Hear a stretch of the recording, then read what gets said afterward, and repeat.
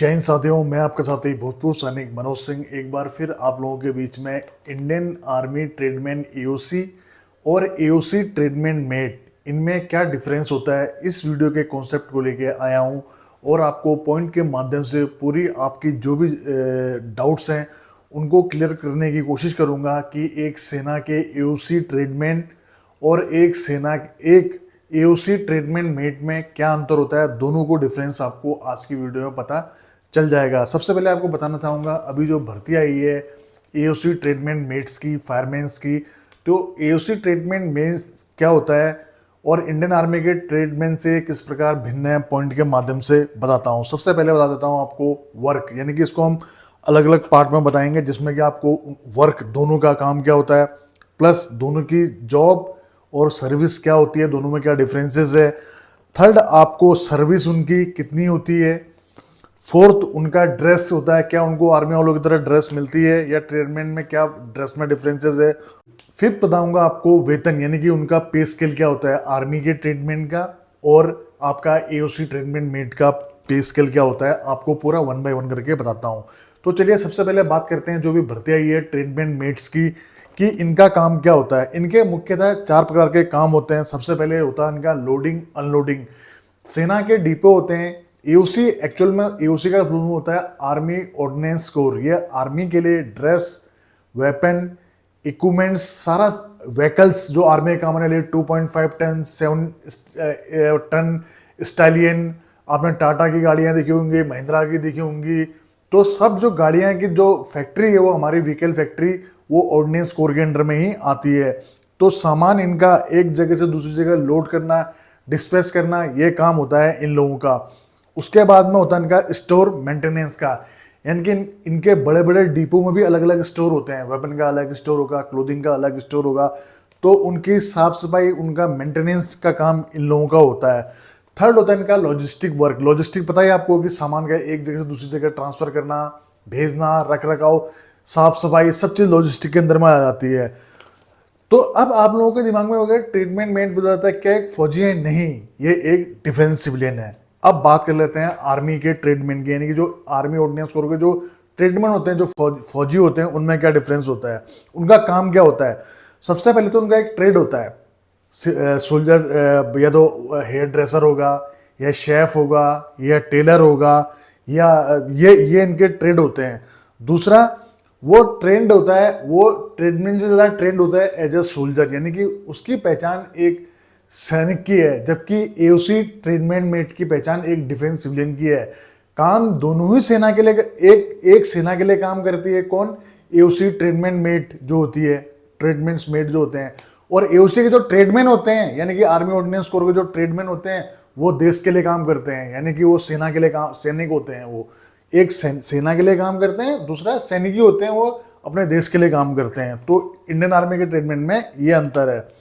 उसके बाद में फिर क्या होता है कि एक होते हैं सेना के काम में आने वाले, यानी लड़ाई के मैदान, लड़ाई के काम में आने वाले इक्विपमेंट्स प्रोवाइड करना। दूसरा क्या होता है कि ये डिफेंस का काम करना। जो ट्रेडमेंट सोल्जर होते हैं वो होते हैं आपके डिफेंस में काम करना, पूरी बारी युद्ध की बारियों को समझना, ट्रेनिंग लेना, सारी चीज का काम होता है आपके इंडियन आर्मी के ट्रेडमेंट का। तो ये इनके हो गए काम। तो मोटा मोटे एक ही चीज समझ गए हैं कि जो एओसी ट्रीटमेंट मेट्स होते हैं, ये सेना के काम में आने, जो काम में आते हैं सामान, उनके लिए काम करते हैं, सैनिकों के लिए ही काम करते हैं। और जो इंडियन आर्मी के सोल्जर ट्रेडमैन होते हैं, ये देश के लिए काम करते हैं और इंडियन आर्मी में इनको एज ए सोल्जर ट्रेन किया जाता है। चलिए अब दूसरी बात कर लेते हैं, दूसरा पार्ट करते हैं इनके जॉब की। एक जॉब, एक सर्विस, यानी कि एओसी ट्रेडमैन मेट में आप एक जॉब करते हो, ठीक है, जॉब करते हैं, जिसमें कि आपकी जो जॉब होती है वो 60 साल की होती है।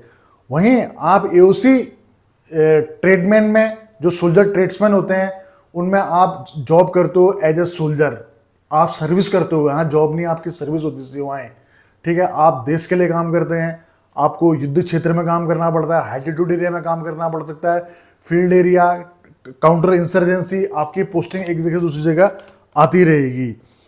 अब तीसरा पॉइंट है कि सर्विस इनकी किसकी परमानेंट है। तो ट्रीटमेंट मेट जो एओसी के होते हैं, इनकी सर्विस होती है परमानेंट, और इनकी जो सर्विस होती है वो 60 साल की होती है। और वहीं इंडियन आर्मी ट्रीटमेंट की जो सर्विस का लेंथ होता है वो डिपेंड करता है उसके प्रमोशन पे। अगर सोल्जर है तो 17 ईयर्स, अगर नायक है तो आपका 22 ईयर्स, हवलदार है तो 24, जैसे नायक सुधार साहब है तो 26, सूबेदार साहब है तो 28, सूबेदार मेजर साहब है तो 32 ईयर्स। तो ऐसे इनका सर्विस का क्राइटेरिया रहता है। तो दोनों में ये डिफरेंस होता है, यानी कि आर्मी में अगर इंडियन आर्मी ट्रीटमेंट है तो आपको एज ए प्रमोशन आपकी सर्विस लेंथ बढ़ती है। वहीं आप एओसी की ट्रीटमेंट है तो आपको चाहे प्रमोशन मिले ना मिले 60 साल तक की आप अपनी जो जॉब है वो कर सकते हैं। अब बात करते हैं नेक्स्ट पॉइंट में ड्रेस की। एओसी ट्रीटमेंट जो ट्रीटमेंट मेड होते हैं इनकी ड्रेस या तो खाकी होती है या ये अपनी सिविल ड्रेस ही पहनते हैं।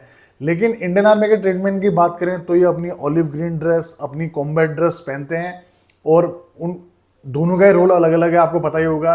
तो अपने रोल में आगे अपना वो ड्रेस पहनते हैं और अपना देश के लिए काम करते हैं और ये काम करते हैं डिपो के लिए।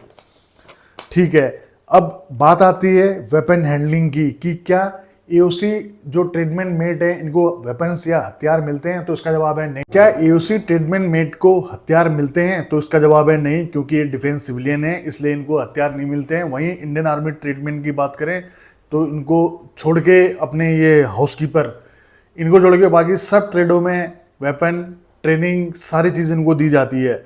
उसके बाद में बात करते हैं इनके वेतन की। अगर एओसी ट्रीटमेंट मेट के वेतन की बात करें तो इनका जो बेसिक सैलरी होता है वो होता है आपका 18,000 रुपये। अभी 53% सेंट्रल गवर्नमेंट एम्प्लॉय का डीए है, आर्मी वालों के लिए भी यही है। तो इनको बेसिक पे प्लस डीए दिया जाता है, यानी कि 18,000 प्लस उसमें 53% का डीए मिलता है। वहीं अगर आपके सोल्जर ट्रीटमेंट की बात की जाए इंडियन आर्मी के तो उनकी बेसिक पे स्टार्ट होती है 21,700 से, जिसमें कि 53% आप डीए जोड़ दें प्लस 5200 रुपये आप मिलिट्री सर्विस पे जोड़ते हैं plus other allowances, attitude, CI allowance, जहाँ जहाँ वो रहेंगे वहाँ उनका अलाउंस बढ़ते रहता है। तो ये एक बेनिफिट है उसमें अपनी सर्विस या सेवाएं देने का, अगर वो अग्निवीर के बाद में परमानेंट बन जाता है तो। बाकी अग्निवीर का जो है सेम आपको पता ही है, मैंने बताया रहेगा पिछली वीडियो में भी। अब बात करें भर्ती के लिए एज की, तो आपको पता ही होगा कि सोल्जर जो ट्रेड्समैन है उनकी एज का क्राइटेरिया है आपका 17.5 टू 21। वहीं एओसी में अगर आप ट्रीटमेंट मेट के लिए अप्लाई कर रहे हैं तो आपकी उम्र 18 से लेकर 25 साल होनी चाहिए। ओबीसी हैं तो 3 साल की छूट, एसटी एससी हैं तो 5 साल की छूट। आर्मी में किसी कास्ट के आधार पर आपको कोई छूट नहीं मिलती है। तो ये हो गया सिलेक्शन प्रोसेस और भर्ती दोनों की भर्ती चाहे सोल्जर ट्रीटमेंट मेट की हो या इंडियन आर्मी के सोल्जर ट्रीटमेंट की। पहला चरण जो होता है वो होता है उनका रिटन एग्जाम का, दूसरा चरण होता है आपका फिजिकल का, थर्ड होता है आपका रिटन एग्जाम आपका मेडिकल का, और फिर फोर्थ होता है आपका फाइनल सिलेक्शन प्रोसेस। आपकी मेरिट तैयार होती है और जो भर्ती हो जाता है इंडियन आर्मी में जाता है ट्रेडमैन, तो ट्रेनिंग करता है और यहाँ वाला डायरेक्ट अपनी फैक्ट्री में चले जाएगा। तो उसको इंडियन आर्मी की तरह ट्रेनिंग नहीं करनी पड़ती है। रही बात मेडिकल की, तो इंडियन आर्मी का मेडिकल बहुत ही हार्ड होता है। बात करें अगर ट्रीटमेंट मेट के मेडिकल की तो इनमें मेडिकल नॉर्मल होता है, दौड़ भी नॉर्मल होती है। लेकिन आर्मी में आपको पता है दौड़ के पैमाने हैं, 5.5 मिनट में आपका एक्सीडेंट टाइम होता है, 5:45 में आपका 5:45 तक आपको रनिंग में आना पड़ता है। उसके बाद में आपके पुलअप्स होते हैं, फिर जिगजैग बैलेंस होता है, 9 फीट डिच होता है। तो यहाँ ये सब झमेला नहीं है, केवल वेट उठा के दौड़ना है और एक थोड़ी हल्की सी रनिंग होती है तो ट्रीटमेंट मेट में। तो ये डिफरेंस है। तो आज की वीडियो में मैंने आपको वेतन, सर्विस, काम सारी चीज़ कंफर्म कर दी है। फिर भी मेरी वीडियो में कोई पॉइंट छूट गया हो तो आप मुझे कमेंट्स कर सकते हैं। आपके कमेंट्स के आधार पर मैं नेक्स्ट वीडियो बनाऊंगा।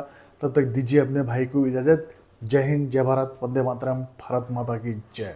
दोस्तों सब्सक्राइब कीजिए एक्स आर्मी सोल्जर को डिफेंस की सबसे सटीक और सबसे आसान भाषा में जानकारी के लिए। साथ ही बेल आइकन को प्रेस करें ताकि आपको नोटिफिकेशन सबसे जल्द मिले।